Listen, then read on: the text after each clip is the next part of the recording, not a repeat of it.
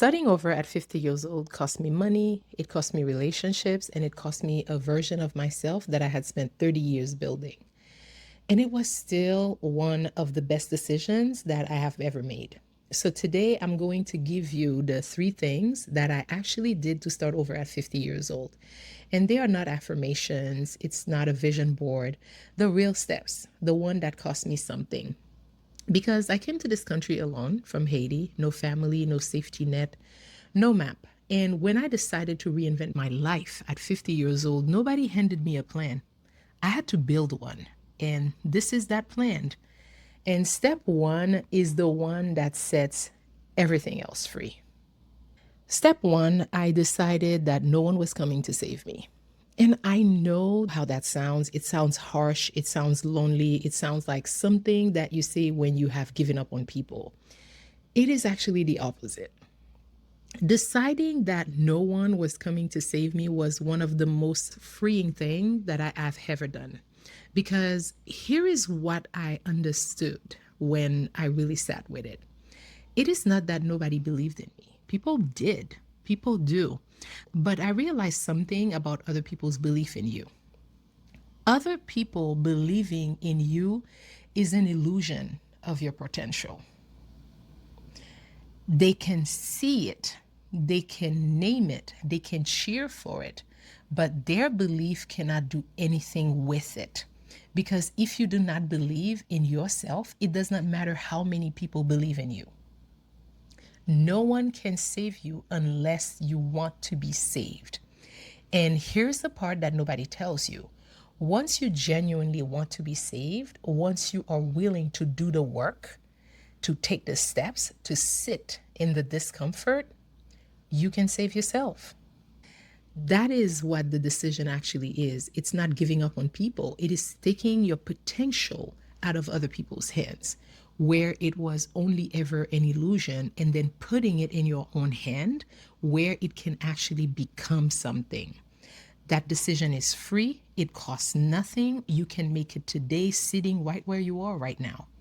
But the next two steps, those are the ones that cost me. And let me tell you what I actually had to give up. Step two, I took back control of my time. And I do not mean I downloaded a calendar app. I mean, I sat down and did something that most people will never do. I did an inventory of every single person that I was giving my energy to. The good friends, the acquaintances, the business friends, everyone who had access to my time. And I asked one question about each of them. What is actually happening in this relationship? And let me tell you what I found, because I think you are going to recognize some of these people. There was the friend who calls and then spend hours telling me about their problems. And I listen, I advise, I genuinely try to help. And then the next conversation comes and they did not follow through on a single thing that we discussed. And the conversation after that, same problem, no follow through again and again. At some point, that is not a friend going through something, that is a pattern, and you are stuck inside their cycle. And the relationship that cost me the most when I did this inventory, it was not even on the list that I expected. I will get to that one. But first, you have to see the pattern, because the pattern is what almost kept me from seeing it. Now, everybody works on their own timeline. I understand that. Some people need years to do the work, and that is their right. But here is what I had to accept. You cannot be the savior for everybody. That is impossible. Some of the work people have to do on their own, and there is no telling how long it will take them. In the meantime, you have to be protective of your time, because while you are stuck in their cycle, your own creativity is sitting there. Your healing is sitting there. Your unlearning is sitting there. And the brain power that you are pouring into their problem is brain power that you are not putting in your own life.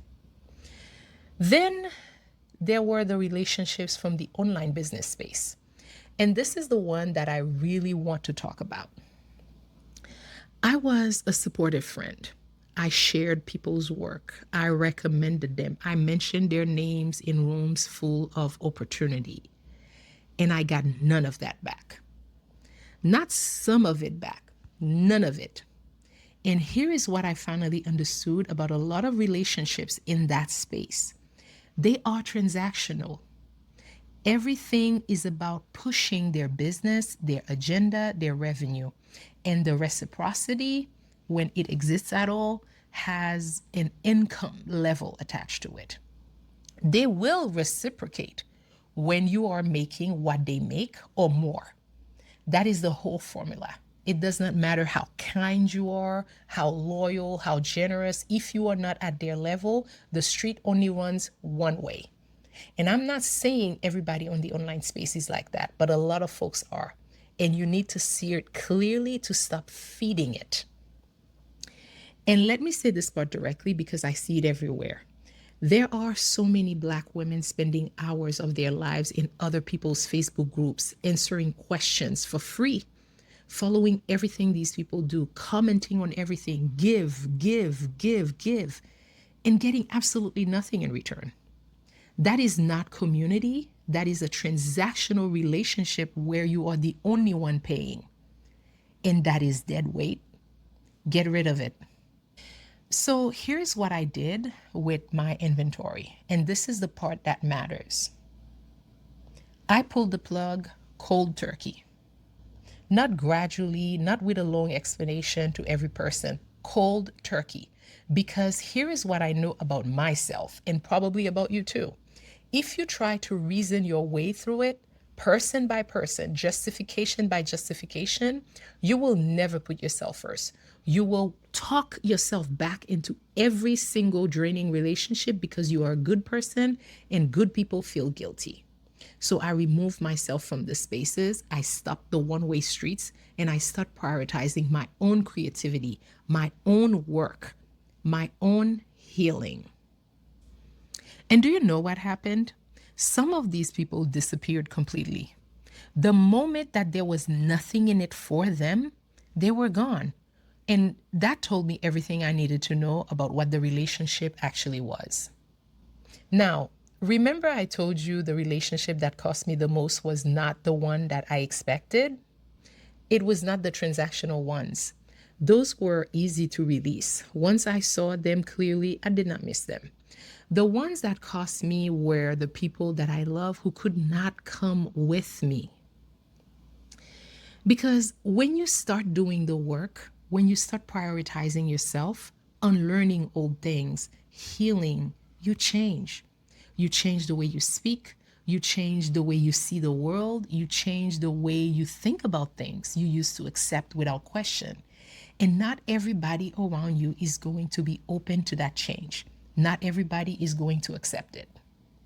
Some of the people who started with you at a certain level, at a certain fork in the road, they will not continue with you. I see it as getting on an elevator. On the ground floor, everybody gets in. Then the doors close. You are all going up together, but you are going to the top floor. And at the fifth floor, some people get off and the doors close and you keep going. At the 10th floor, more people get off and the doors close and you keep going because you are going to the top floor and not everybody who got on that ground floor is going where you are going. And here is what I need you to hear about that. You did not lose those people. A chapter ended. That is all. The chapter of your life that they were part of is over, and that is okay. It does not erase what they meant in that chapter. It just means that the elevator keeps going and they got off where they needed to get off. And you must not be afraid to walk alone. There will be hard chapters of your life where you have to walk alone. And in those chapters, you are going to have to trust yourself. Before I give you step 3, I want you to tell me in the comments, have you ever had to keep riding the elevator after people you loved got off? What floor are you on right now? I read every single one. Step 3, I got comfortable being uncomfortable and I did the thing anyway. I had a coach who used to say something that stuck with me for years. It's not easy, but it's not hard. Let me explain what that means because it sounds like a riddle and it is actually a roadmap. Change is not easy because at the beginning, when you are doing something that you are not used to doing, your own mind fights you. And let me tell you something about your mind. You will be surprised how creative you get at talking yourself out of the thing that you know you need to do. The thing you know would change your life. Your mind will build a whole courtroom case against it. The timing is wrong. You are not ready. The market is saturated. You should wait until you know more, until you have more, until it feels right. Your mind does not always tell you the truth. So here's the rule I give myself. Once I make up my mind that something will move me toward the goal, it does not matter how I feel in the process. I do it anyway. Feeling scared, do it anyways. Feeling unqualified, do it anyway. Talking yourself out of it in the most creative ways you have ever heard, notice the creativity and do it anyway. Because that is the other half of the saying. Change is also not hard. The actions themselves are usually simple. Record the video, send the email, make the call, go to the gym, set up the envelope, show up today, and then show up tomorrow. The hard part was never the action. The hard part is the story that your mind tells you about the action. And every single time you step out of that comfort zone, there is a growth on the other side. Every time. So get comfortable being uncomfortable because that is not a phase of the journey. That is the journey. Now, I want to tell you about the lie that almost keeps everyone from starting over because your mind is going to use this one against you, and I want you to be ready for it. The lie is the market is saturated. Somebody is always doing what you want to do, somebody is always doing it better. So, why bother? Let me tell you what changed my perspective on this. I got a notification recently telling me that with my follower count and my consistency on YouTube, I am one of the top percent at my level. And my first reaction was honestly, me? Top 10%? I would not have considered myself that. And then it hit me what that actually means. If I am in the top 10%, that means 90% of the people who started the same thing that I started have already slowed down or given up. Not because they were not talented, because when it got hard, they stopped. There is a podcast coach that I know, Heidi De La Cruz, and she shares this all the time. The overwhelming majority of people who launch a podcast abandon it. The market is not saturated with people doing the work. The market is saturated with people who quit. So the ones you see at the top, the loudest one, the ones that you compare yourself to, they are simply the small percentage who did not stop. And while we are here, let me say something about comparison because this is connected. One of the reasons that people quit is that they compare themselves to someone who is at the level that they aspire to be, not someone at their own level. And when you do that, you miss your own milestones, you miss your own progress. You are so busy measuring the distance to somebody else's floor that you never notice how many floors you have already climbed. Now, let me give you the analogy that settled this whole thing for me. Go to the grocery store and walk down the bread aisle. How many brands of bread are in that aisle? Different brands of white bread, different brands of sourdough, different brands of hot dog buns, hamburger buns, all of them selling the same thing. Yes, we are selling split top white bread. So how do you choose? You try one, you like it, and it becomes your bread, your go-to. Every time you go to the store, you reach for that one. And if your bread is not available that day, you might want to try another one, but sometimes you wait until it becomes available because that is your bread. Nobody walks down the bread aisle and says, well, bread already exists, so this new brand should give up. You are a brand of bread. in a field full of people selling the same category. Your flavor is yours. I will never be the people I admire. I can applaud their videos, I can respect their work, but I do not aspire to be them because I am the unique individual in whatever I am destined to do. Even if it's the same field, it's never going to be the same flavor. And hear me on this part. Their bread might sell for $10 a bag and yours sells for $2.99. That does not make yours less. Some people have tried the $10 breads and they do not like it.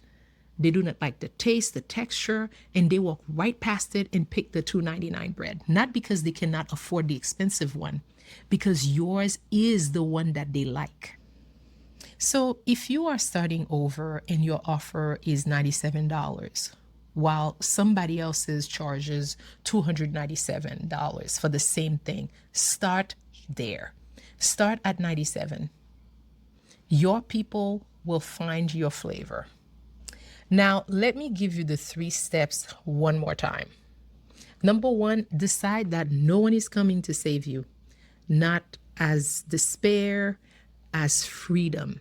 Take your potential out of other people's hands and put it in your hands because you can save yourself. Number 2, take back control of your time. Do the inventory. Find the one-way streets, the cycles that you are stuck in, the dead weight, and pull the plug, cold turkey. Because if you reason with yourself, you will never put yourself first.